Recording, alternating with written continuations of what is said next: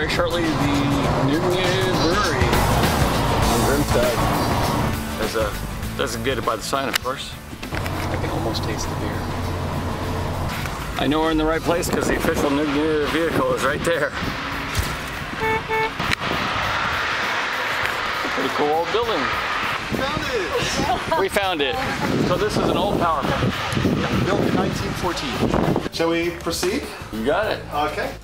We have a 4-vessel brew house, 45 hectoliter system. When we got it, it was in Santo Domingo, Dominican Republic. It was in an awful state. These are our fermenters. We have 6 fermenters, getting 3 more in a couple of weeks. All other breweries in Norway, microbreweries in Norway, bottling or packaging beer has gone bankrupt or been forced to close down. And I think that's because they did bland, boring stuff. But we went totally the other way and brewed what we believed in.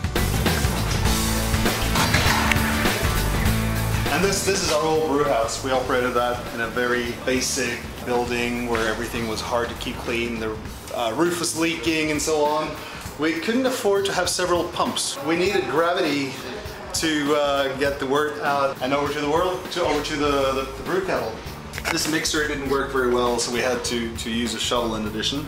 The false bottom there, I cut all the slots in it with There's a lot of thin angle grinder. I think it took me 12 hours. This is our heat exchanger. It looks massive, but that's a pasteurizing unit from a dairy. Again, we couldn't afford one, so we got one for free.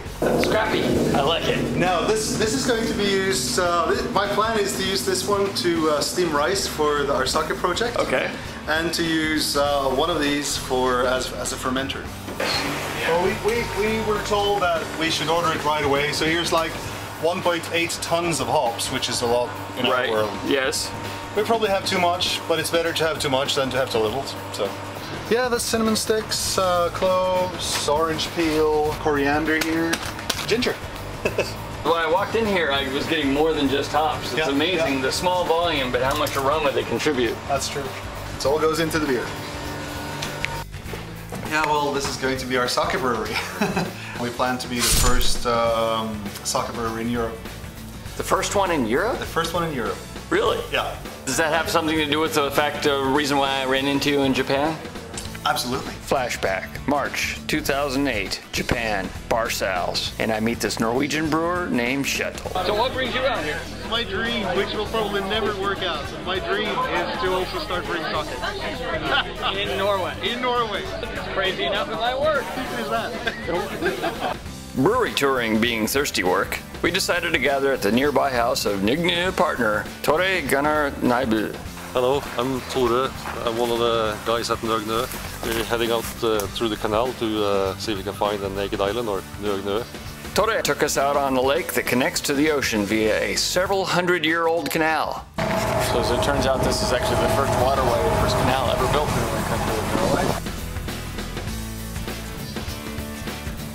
After a dip in the lake, we dipped into Tore's cellar of Nøgne specialties, including a rare special one-off batch of Nøgne Lambic, featuring those famous Norwegian lingonberries. Oh, it was good.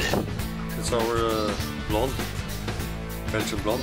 We carried on well into the sunlit night, enjoying an amazing array of Nøgne beers. The singular lack of additional vBlog footage to support that means that I must have been concentrating on the food, the beer, and the camaraderie. Sometimes you just have to sacrifice.